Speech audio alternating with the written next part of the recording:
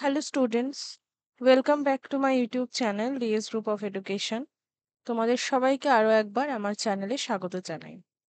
আশা করি তোমরা আগের দিনের ক্লাসটি দেখে নিয়েছো। তার বাকি অর্ধেকটুকু আজকে আমরা কমপ্লিট করব। আগের দিন আমরা ক্যালোরি সম্পর্কে একটি ধারণা নিয়েছিলাম, ফিজিওলজিক্যাল ফুয়েল ভ্যালু দেখেছিলাম, এবং আজকে আমরা শুরু করব শ্বসন অনুপাত দিয়ে, বা যেটাকে বলা হয় রেসপিরেটরি কোশেন্ট, আর কিউ দিয়ে ডিনোট করা হয়। এই শ্বসন অনুপাত বলতে আমরা কি বুঝি? কোনো নির্দিষ্ট সময় কোনো ব্যক্তি নিঃশ্বাসক্রিয়ার দ্বারা যে পরিমাণ CO2 নির্গমন করেন এবং প্রশ্বাসক্রিয়ার দ্বারা যে পরিমাণ অক্সিজেন গ্রহণ করেন তার অনুপাতকেই বলা হয় শ্বসন অনুপাত। অর্থাৎ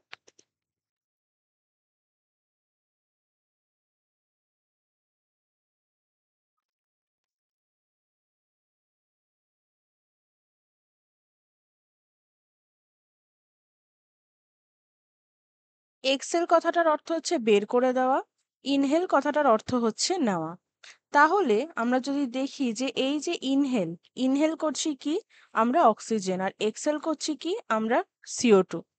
এদের অনুপাতকে কি বলা হচ্ছে? এদের অনুপাতকেই বলা হচ্ছে কিন্তু আর কিউ। তাহলে আর কিউ বলতে কি বলছে? অর্থাৎ আর কিউ সমান সমান নির্দিষ্ট বা একক সময়ে প্রাণী দ্বারা বর্জিত, তার মানে বের করে দেওয়া হচ্ছে CO2-র পরিমাণ, নির্দিষ্ট বা একক সময়ে প্রাণী দ্বারা গৃহীত, তার মানে গ্রহণ করা হচ্ছে অক্সিজেনের পরিমাণ। এবার কথা হচ্ছে যে আমরা কেন আর কিউ সম্পর্কে জানবো, আর কিউর কি তাৎপর্য রয়েছে, কি সিগনিফিকেন্স রয়েছে।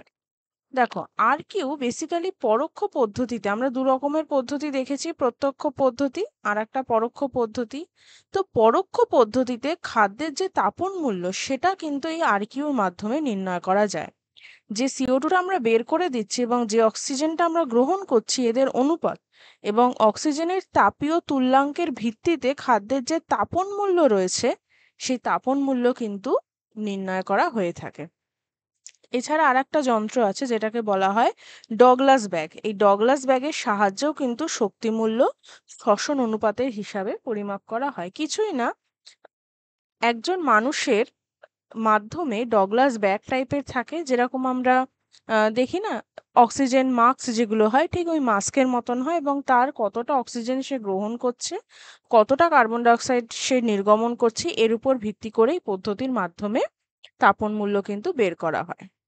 তাহলে এই যে রেসপিরেটরি কোশেন্ট আমরা যদি দেখি, গ্লুকোজের ক্ষেত্রে কত?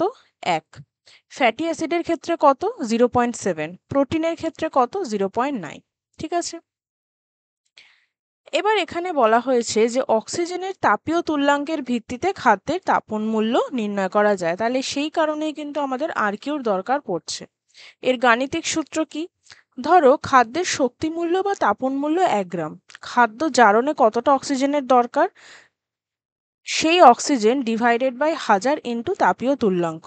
তার মানে আমি ধরে নিলাম আমার দরকার, খাদ্য জারণে যদি আমি অক্সিজেন ধরি 12, তাহলে ডিভাইডেড বাই 1000 ইন্টু এই যে 1 গ্রাম, এই টোটালটাকে ইকুয়াল করলে আমি কিন্তু আমার যে রেঞ্জটা বা যে মানটা সেটা কিন্তু আমরা পেয়ে যাই। এবার এটা হয়ে গেল আমার আর কিউ। নেক্সট আমার কি পয়েন্ট রয়েছে? নেক্সট আমার পয়েন্ট রয়েছে যে PAL, ফিজিক্যাল অ্যাক্টিভিটি লেভেল। এই ফিজিক্যাল অ্যাক্টিভিটি লেভেল বেসিক্যালি যে নতুন আরডিএ রয়েছে, আরডিএ 2020, সেই আরডিএ 2020-তে এই PAL সম্পর্কে কিন্তু একটা খুব গুরুত্ব দিয়েছে। কেন গুরুত্ব দিয়েছে? দেখো, আমরা শুরুর থেকে যদি দেখি, আমরা প্রত্যেকে কিন্তু আলাদা, আমাদের মধ্যে ইন্ডিভিজুয়াল ডিফারেন্স রয়েছে। কেউ হয়তো সেডেন্টারি লাইফস্টাইল অতিবাহিত করে, তার মানে একটু কম পরিশ্রম করে, কেউ মধ্যম পরিশ্রম করে, আবার কেউ একটু বেশি পরিশ্রম করে। এবার পরিশ্রমের উপর ভিত্তি করেই তো আমাদের এনার্জির দরকার হয়। আজকে আমরা দেখি যে অনেক মানুষজনরা রয়েছে যারা কষ্ট করে ইটভাটায় কাজ করে, ইট ভাঙার কাজ করে, বা রোদে ঘুরে প্রচুর পরিশ্রম করে, তাই না, তারা তাদের জীবন ধারণের জন্য।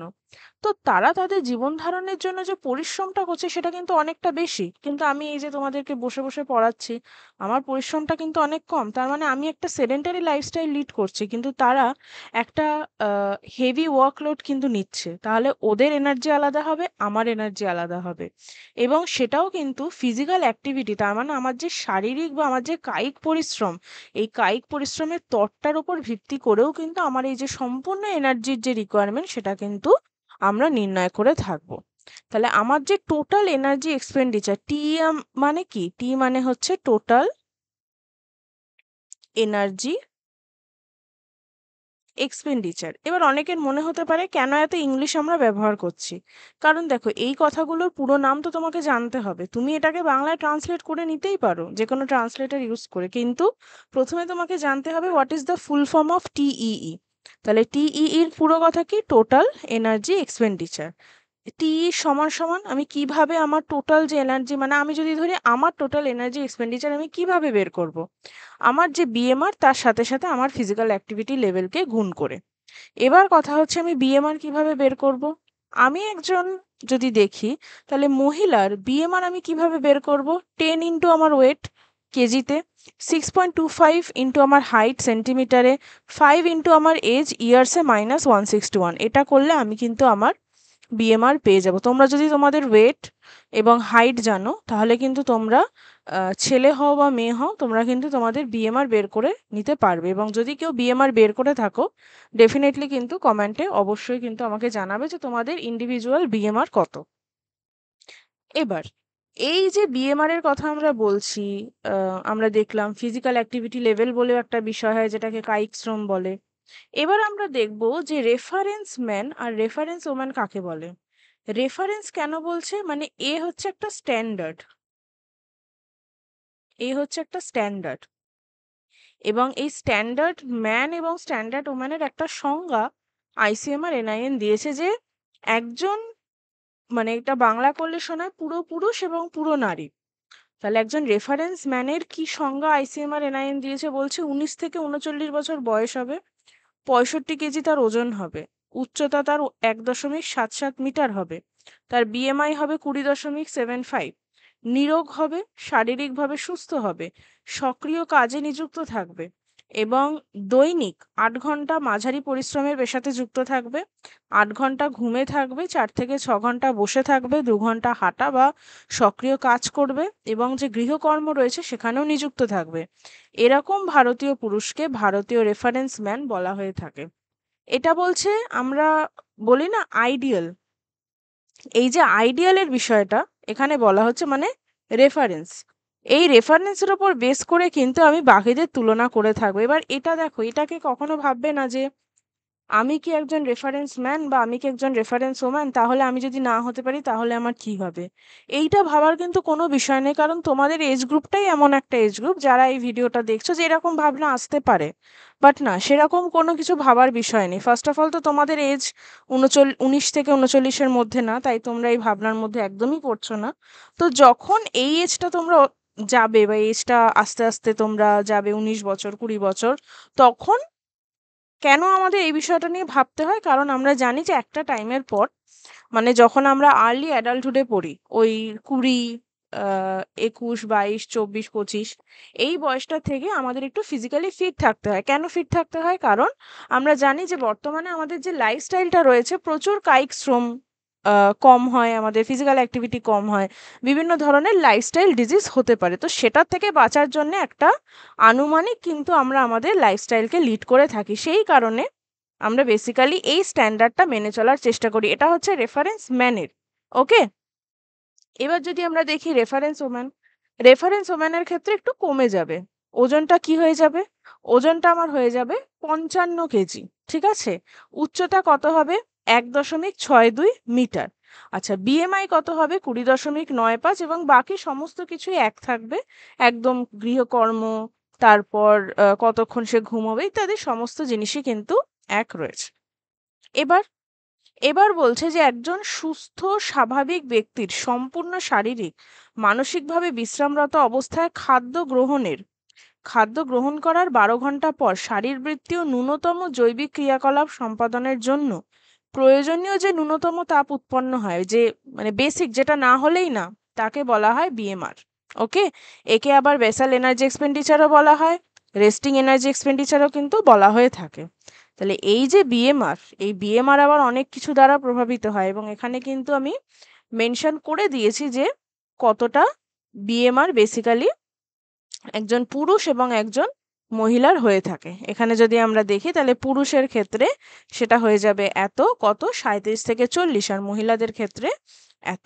ঠিক আছে, আর আমরা বিএমআর কিভাবে বের করা হয় সেটাও দেখে নিয়েছি, তোমরা ডেফিনেটলি নিজেদের বিএমআরটা কিন্তু চেক করে নেবে। তাহলে এবার এই যে বিএমআর এর কথা আমরা বলছি, বিএমআর অনেক কিছুর দ্বারা প্রভাবিত হয়। প্রথমত বয়স, তাই না? যখনই কেউ 45 বছর ক্রস করবে, প্রতি 10 বছরে তার যে বিএমআর 5 থেকে 10% করে কমতে থাকবে। বডি সারফেস এরিয়া, তার দৈহিক ক্ষেত্রফল, দেখো যার উচ্চতা আর ওজন যদি জানা থাকে তাহলে দৈহিক ক্ষেত্রফল আমরা সহজেই বের করতে পারি। তো দৈহিক ক্ষেত্রফল বৃদ্ধি পেলে বিএমআরও কিন্তু বৃদ্ধি পায়। লিঙ্গ বা যদি আমরা সেক্স দেখি তাহলে পুরুষদের মৌলবিপাকীয় হার কিন্তু মহিলাদের তুলনায় একটু বেশি থাকে। ওয়েদার, শীত প্রধান দেশে যারা বসবাস করে তাদের বিএমআর গ্রীষ্ম প্রধান দেশে বসবাসকারী বিএমআর এর যে সমস্ত মানুষ রয়েছে তাদের বিএমআর এর তুলনায় একটু বেশি হয়। বডি টেম্পারেচার বলছে 1 ডিগ্রি ফারেনহাইটের জন্য 7% করে বৃদ্ধি পায় বিএমআর, আর 1 ডিগ্রি সেলসিয়াস তাপমাত্রা বৃদ্ধিতে 13% বিএমআর বৃদ্ধি পায়। ফিজিক্যাল অ্যাক্টিভিটি, মানব দেহে কায়িক পরিশ্রম বৃদ্ধি পেলে মৌলবিপাকীয় হার বৃদ্ধি পায়, আর মৌলবিপাকীয় হার কায়িক শ্রমের তারতম্যের ওপর নির্ভরশীল। যদি কায়িক শ্রম আমি দেখি কঠোর পরিশ্রমীদের চেয়ে কিন্তু স্বল্প পরিশ্রমীদের বিএমআর কম হয়। ভীতি এবং আমরা যদি বলি নার্ভাসনেস, এই বিষয়টা যদি হয় তাহলে কিন্তু অ্যাড্রিনালিন হরমোনের ক্ষরণ বৃদ্ধি পায়, এবং যে বিএমআর রয়েছে সেটাও কিন্তু বৃদ্ধি পায়। গর্ভাবস্থা বা প্রেগনেন্সি আমরা 3টে ভাগে ভাগ করে নিই, একটা ফার্স্ট ট্রাইমেস্টার, একটা সেকেন্ড ট্রাইমেস্টার, আর একটা থার্ড ট্রাইমেস্টার। ফার্স্ট ট্রাইমেস্টারে প্রায় 45%, সেকেন্ড ট্রাইমেস্টারে প্রায় 10%, আর থার্ড ট্রাইমেস্টারে প্রায় কিন্তু 25% বিএমআর বৃদ্ধি পায়। ল্যাকটেটিং পিরিয়ডে যখন মিল্ক সিনথেসিস হয় তখনও কিন্তু বিএমআর আমরা দেখে থাকি বৃদ্ধি পায়। ডিজিজের ক্ষেত্রে যেরকম ক্যান্সার, লিউকেমিয়া এই ধরনের যে সমস্যা, সেখানে কিন্তু বিএমআর বৃদ্ধি পায়। ওষুধ, কিছু মেডিসিনের জন্য অনেক সময় বিএমআর বৃদ্ধি পায়। আর স্পেসিফিক ডাইনামিক অ্যাকশন খাদ্য গ্রহণের পর নর্মালি কিন্তু যে বিএমআর থাকে সেই বিএমআর বৃদ্ধি পায়। হরমোনের নিঃসরণ যদি আমরা দেখি তাহলে 30% কিন্তু কমে যায়। থাইরয়েড হরমোনের যদি আমরা প্রভাব দেখি 30% কমে যায়। আবার হাইপার থাইরয়েডিজমের ক্ষেত্রে এই বিএমআরই আবার 100% বৃদ্ধি পায়।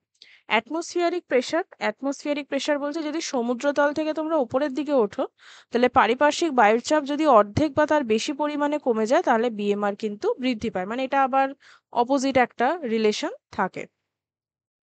নেক্সট কি, অপুষ্টির জন্য বলছে প্রায় 10 থেকে 20% কমে যায়। স্লিপ বলছে প্রায় 1% করে কিন্তু কমে যায়।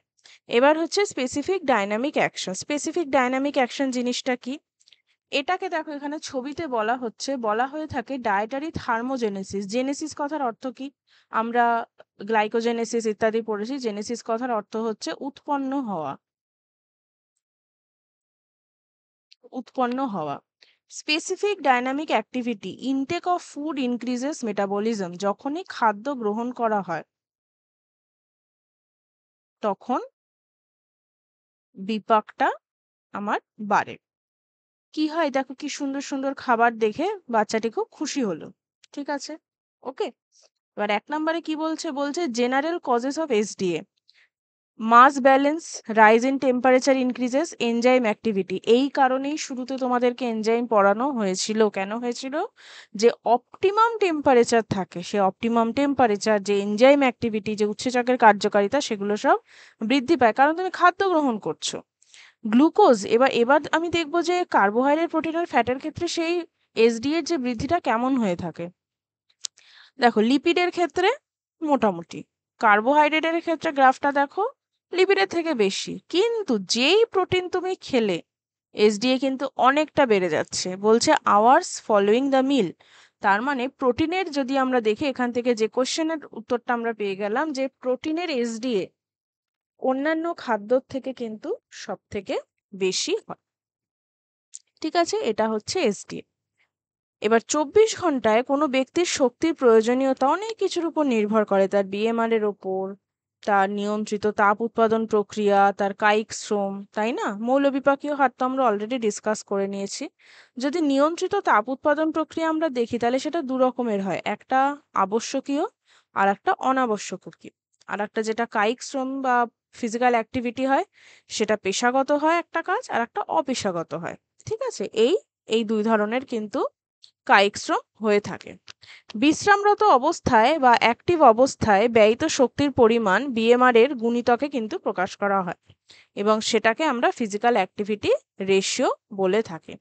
এবার ফিজিক্যাল অ্যাক্টিভিটি লেভেলটা আমরা কিভাবে বের করব? আমরা কিছুক্ষণ আগেই দেখলাম যে টিই বের করতে গিয়ে আমরা বিএমআর এর সাথে পিএল কে কিন্তু মাল্টিপ্লিকেশন করে রেখেছি এবং আমরা তাহলে যদি দেখে থাকি যে পিএল কি আমাদের সারাদিনের শ্রমের জন্য শক্তির চাহিদা ডিভাইডেড বাই সারাদিনে মৌলবিপাকীয় শক্তির চাহিদা, এটা যদি আমরা ডিভাইড করি বা ভাগ করি তাহলে আমরা আমাদের পিএল পেয়ে যাব। পিএল মানে কি আমাদের কায়িক শ্রমের স্তর, আর পিএআর মানে কি আমাদের রেশিও, কায়িক শ্রমের অনুপাত।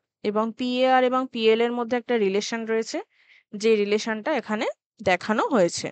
এবার আমরা দেখলাম না যে আমাদের প্রত্যেকটা লাইফস্টাইলের অ্যাকর্ডিং কিন্তু এই পিএলটা ডিফারেন্ট হয়ে থাকে। যেরকম যারা আমরা স্বল্প পরিশ্রম করছি তাদের ক্ষেত্রে 1.4, যারা মাঝারি পরিশ্রম করছি তাদের ক্ষেত্রে সেটা 1.8, যারা কঠোর পরিশ্রম করছে তাদের জন্য সেটা 2.5। ওকে, এইভাবে কিন্তু পিএলটা চেঞ্জ হয়। এবার হালকা পরিশ্রমী কাদের বলবো? এখানে সমস্ত নাম দেওয়া রয়েছে, টিভি দেখা হালকা পরিশ্রম, গান শোনা হালকা পরিশ্রম, শিক্ষক শিক্ষিকা, আমি যেরকম হালকা পরিশ্রম করছি। কেন? কারণ আমাদের যে গড় শক্তির প্রয়োজন সেটা এতটা, কিন্তু সেখানেই যদি তুমি কঠোর পরিশ্রমীদের ক্ষেত্রে দেখো এদের কিন্তু গড় শক্তির পরিমাণ অনেকটাই বেশি। যেরকম রাস্তা তৈরির কাজ যারা করেন, কৃষি জমিতে যারা দীর্ঘক্ষণ কাজ করেন, তাই না, রিক্সা চালক যারা হয় এরা। এবার দেখো এনার্জি রিকোয়ারমেন্ট আমাদের আইসিএমআর নিয়ম অনুযায়ী প্রত্যেকটা এজ গ্রুপের যে এনার্জির চাহিদা রয়েছে সেই এনার্জির চাহিদা কিন্তু এখানে মেনশন করা হয়েছে এবং কিলো ক্যালোরি পার ডে হিসাবে রয়েছে, পার কেজি বডি ওয়েট হিসাবেও কিন্তু এখানে দেওয়া রয়েছে। এবার দেখো সাধারণ কাজের শক্তিমূল্যের তুলনা মৌলবিপাকীয় হারের একক হিসাবে। চুপচাপ বসে থাকা কতটা শক্তি ব্যয় হয়? 1.20। চুপচাপ দাঁড়িয়ে থাকা 1.40 এবং হাঁটলে পর সব থেকে বেশি কিন্তু শক্তি ব্যয় হয়ে থাকে 3.71।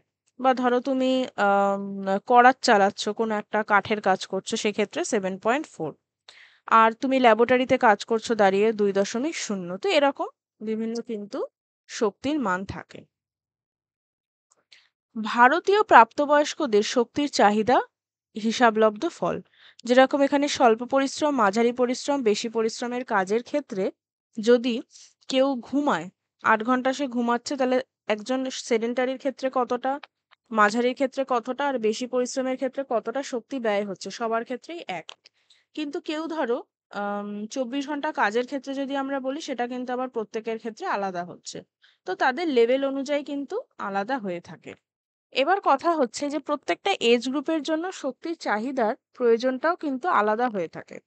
একটা 0 থেকে 6 মাস বা 6 থেকে 12 মাস বয়সী বাচ্চার ক্ষেত্রে কেন শক্তির চাহিদাটা হবে? প্রথমত তাদের যে বিভিন্ন ধরনের অপচিতিমূলক বিপাকক্রিয়া রয়েছে তার জন্য, সেই কাজগুলো করার জন্য, কলাকোষের সৃষ্টির জন্য, কোষের আয়তন বৃদ্ধির জন্য, প্রোটিন সংশ্লেষের জন্য, তাদের অস্থি পেশি নির্মাণ, রক্ত গঠন, এই সমস্ত উপচিতি ক্রিয়ামূলক কাজের জন্য কিন্তু শক্তির দরকার হয়।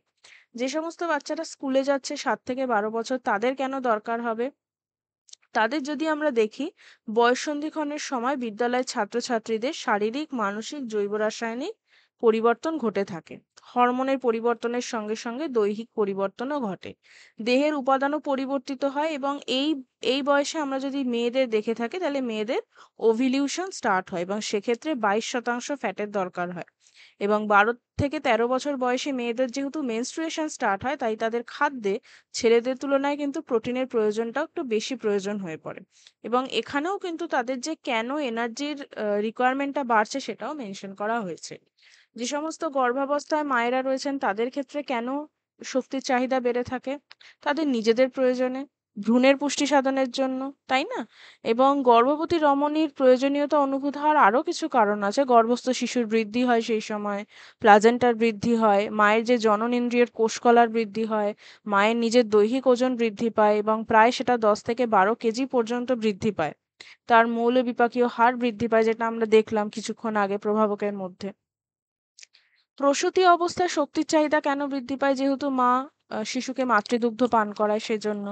এছাড়া মায়ের নিজের দেহের স্বাভাবিক পুষ্টি সাধন, এই সমস্ত কারণেই কিন্তু যে প্রসূতি মায়েরা রয়েছে তাদের শক্তির চাহিদা বৃদ্ধি পায়। এবং মায়েদের দুধের প্রতি 100 গ্রামে শক্তির পরিমাণ 65 কিলোক্যালোরি এবং এই দুধ তৈরির জন্য খাদ্যের মাধ্যমে প্রায় 700 কিলোক্যালোরি শক্তির যোগান দিতে হয়। মায়ের দেহের সঞ্চিত ফ্যাট থেকে কিছু শক্তি আসে, আর আইসিএমআর এর বিশেষজ্ঞরা বাচ্চার 6 মাস বয়স পর্যন্ত অতিরিক্ত কিন্তু 600 কিলোক্যালোরির একটা চাহিদা মেনশন করেছে এবং সেটা স্ট্যান্ডার্ড বলা হয়েছে, কিন্তু অনেক সময় সেটা বাড়তেও পারে, আবার কিছু ক্ষেত্রে কমতেও পারে। এবার দেখো এখানে একটা হিসাব করা হয়েছে যে একজন কিশোরীর মোট ক্যালোরির চাহিদা আমরা কিভাবে নির্ণয় করব। এই যে আমরা অনেকগুলো টার্ম পড়লাম, কি কি টার্ম, সেই টার্মগুলো আমরা দেখি। আমরা মানে অনেকগুলো এমন শব্দ পড়লাম, আমরা হয়তো অনেকে এখন এটা ভাবছে যে কেন ওগুলো পড়লাম। আমরা বিএমআর পড়লাম, আমরা পিএল পড়লাম, আমরা পিএআর পড়লাম, এসডিএ, বিই যেটা সেম এস বিএমআর এর সাথে। এই যে সমস্ত জিনিসগুলো, তারপর অ্যাক্টিভিটি লেভেল, এই যে জিনিসগুলো কি কাজে লাগবে? এগুলো কাজে লাগবে শক্তির চাহিদা নির্ণয়। সিম্পল। হ্যাঁ, আর একটা জিনিস মেনশন করা হয়নি, আর কিউ। এগুলো কি কাজে লাগবে? শক্তির চাহিদা নির্ণয়। দেখা যাক কিভাবে সেটা করা হয়। বলছে একজন কিশোরীর মোট ক্যালোরির চাহিদা নির্ণয় করার উপায়। বলছে ক্যালোরির চাহিদা নির্ণয়ের জন্য কি কি জানতে হবে? তার ওজন, তার উচ্চতা, তার surface area, body surface area, তার অ্যাভারেজ বিএমআর এবং তার পেশাগত বা শ্রমসাধ্য কাজের প্রকৃতি। তাহলে আমরা জেনে নিলাম বয়স 16 বছর, ওজন 45 কেজি, উচ্চতা 155 সেন্টিমিটার আর দেহতলের আয়তন 1.40 বর্গমিটার। আর তার মৌলবিপাকীয় হার হচ্ছে 31.6। খুব ভালো কথা।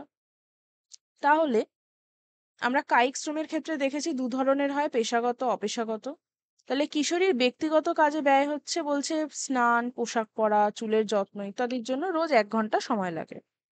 ঘন্টায় প্রতি কেজি দৈহিক ওজনে এরূপ কাজের জন্য তার 3 কিলোক্যালোরির প্রয়োজন হয়। ওজন কত? 45। কতক্ষণ কাজ করছে, মানে এই সমস্ত কাজ? 1 ঘন্টা।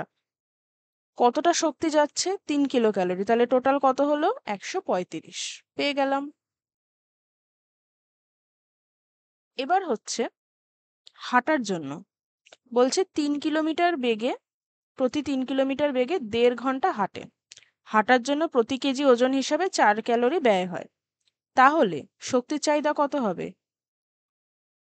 আমরা যদি দেখি তাহলে কতটা ক্যালোরি ব্যয় হচ্ছে? 4। ওজন কত মেয়েটির? 45। কতক্ষণ হাঁটছে? 1.5 ঘন্টা। কত পেলাম? 270। এবার বসা আর দাঁড়ানোর জন্য। বসা আর দাঁড়ানোর জন্য 5.5 ঘন্টা সময় দিচ্ছে। প্রতি কেজি ওজনে কতটা শক্তি যাচ্ছে? 1.7। তাহলে কতটা যাচ্ছে? সেম। ওর ওজন রয়েছে, কতক্ষণ সময় এবং কতটা ক্যালোরি, তাহলে 421। এবার পেশাগত কাজ। পেশাগত কাজ মানে অল্প পরিশ্রমের কাজ, যেমন ক্লাসরুমে বসা, টাইপ করা, লেখা, ল্যাবরেটরির কাজ, এই সমস্ত টুকিটাকি দিয়ে ওই same 1.7 kilo calorie per kilogram পার ওজন প্রতি ঘন্টায় যাচ্ছে। ওজন আছে আমরা জানি, কতক্ষণ সময় এবং কতটা কিলো ক্যালোরি, টোটাল কত হচ্ছে? 612। ঘুমানোর জন্য 8 ঘন্টা দিচ্ছে। ওজন কত? ওজন হচ্ছে 1 জন ক্যালোরি। এর জন্য কতটা ক্যালোরি খরচ হচ্ছে? তার 31.6। এবং আমরা যদি দেখি এখানে তার ঘুমানোর জন্য কিশোরীটির কত ব্যয় হচ্ছে? 8 ঘন্টা সময় দিয়েছে, তাহলে টোটাল কত হচ্ছে? 354 কিলো ক্যালোরি। ঠিক আছে। এবার সারাদিনে কিশোরীর মোট কত তাহলে ক্যালোরি রাখবে? এই যে যতগুলো পেলাম উপরে, শুরুর থেকে যদি আমরা দেখি তাহলে 135, 270, 421, 612 এই সমস্তটা যদি অ্যাড অন করি আমি পাবো 1792। তাহলে ক্যালোরির চাহিদা পরিমাণ বিভিন্নভাবে করা যায়। এটা একটা সহজ পদ্ধতি।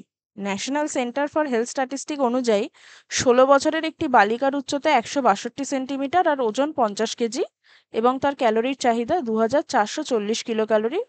এর থেকে আমরা 45 কেজি ওজনের একটি কিশোরীর দৈনিক চাহিদা ঐকিক নিয়মে কিভাবে বের করব সেটা এখানে দেখানো হলো যে 50 কেজির জন্য কতটা, 45 কেজির জন্য তাহলে কতটা হবে 2196। তাহলে এই যে রুল অফ থামস পদ্ধতিতেও কিন্তু আমরা এইভাবে সহজভাবে, রুল অফ থামস বেসিক্যালি কি, ইজি টেকনিক, সেই ইজি টেকনিকের মাধ্যমে কিন্তু আমরা একটি কিশোরীর শক্তির চাহিদা বের করলাম। এটা চাইলে তোমরা নিজেদের ক্ষেত্রেও করতে পারো, কারণ আগে আমি অলরেডি সেই লিস্টগুলো মেনশন করে দিয়েছি। তোমরা যদি ভিডিওটা আরেকবার দেখো, এখানে কতটা পরিমাণ যাচ্ছে, ঠিক আছে, কতটা পরিমাণ ব্যয় হচ্ছে তোমরা দেখতে পাবে, এই সমস্ত কিন্তু এখানে মেনশন করা রয়েছে। তার সাথে সাথে দেখতে পাচ্ছ চুপচাপ দাঁড়িয়ে থাকলে, এটা কথার কথা যে তুমি যদি এরকম কোনো কাজ করে থাকো তার জন্য কতটা শক্তি যাবে, তাই না? প্রত্যেকটা জিনিস হিসাবে কিন্তু এখানে মেনশন করা রয়েছে। আজকের ক্লাসটা আরো একবার তোমাদেরকে আমি বলবো দেখতে, ঠিক আছে? দরকার হলে 3বার দেখো, 3বার দেখে নিজেরা প্রত্যেকটা শব্দকে বোঝো, ঠিক আছে? বোঝার পরও যদি কোনো ডাউট থাকে, আমি তো রয়েছি তোমাদের ডাউট ক্লিয়ারেন্সের জন্য। আমাকে অনেকে হোয়াটসঅ্যাপে প্রশ্ন করো এবং আমি সত্যিই খুব অবাক হয়ে যাই এবং খুশি হই যে তারা কতটা মন দিয়ে ক্লাসগুলো দেখছে। এবং আই থিঙ্ক এটাই আমার অ্যাচিভমেন্ট, যে তোমরা ক্লাসগুলো করছো একটা ফ্রি প্ল্যাটফর্ম হয়েও, যে এত সিরিয়াসলি ক্লাসগুলোকে নিচ্ছ। তো আমি সেই সমস্ত স্টুডেন্টদের সাথে আছি যারা নিজেরা খাটছে এবং তাদেরকে দেখে আমার আরো খাটতে ইচ্ছা করছে। তো ডেফিনেটলি ক্লাসটাকে আরো একবার দেখবে, কোনো রকম ডাউট থাকলে অবশ্যই আমাকে জিজ্ঞেস করবে। এবং অলমোস্ট আমরা এন্ডের দিকে রয়েছি আমাদের সেমিস্টার 3 এর থিওরি সিলেবাস, তারপর ডেফিনেটলি আমরা কোয়েশ্চেন আনসার করব। কিন্তু তোমরা জানো যারা শুরু থেকে আমার ক্লাস করছো, যে আমি একটা আমার নিজের এথিক্স ফলো করে চলি, যে আগে আমরা কনসেপ্ট বুঝবো, তারপর আমরা কোয়েশ্চেন করব। কারণ কোয়েশ্চেন রিপিট নাও হতে পারে কিন্তু কনসেপ্ট কিন্তু একই থাকবে।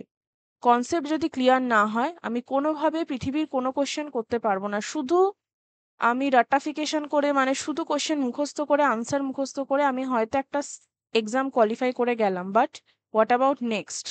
তোমরা ক্লাস 12দেরকে পরবর্তী পর্যায়ে যেতে হবে, তাই না? তো ফার্স্টে আমরা কনসেপ্ট বুঝবো, তারপর আমরা কোয়েশ্চেন করব। অনেক সময় রয়েছে আমাদের থার্ড সেমিস্টারে, ঠিক আছে? তো অবশ্যই চ্যানেলকে যদি সাবস্ক্রাইব না করে থাকো, আমি জানি তোমরা সাবস্ক্রাইব করেছো, বাট যারা করোনি ডেফিনেটলি সাবস্ক্রাইব করবে। এবং যদি এই নোটসগুলো তোমাদের প্রয়োজন হয় বা টিউশন নিতে তোমরা আগ্রহী হও, তাহলে এই নাম্বারে হোয়াটসঅ্যাপ করতে পারো। এছাড়া অবশ্যই নেক্সট স্যাটারডে আবার চলে আসবে নেক্সট ক্লাসের জন্য। Thank you for watching.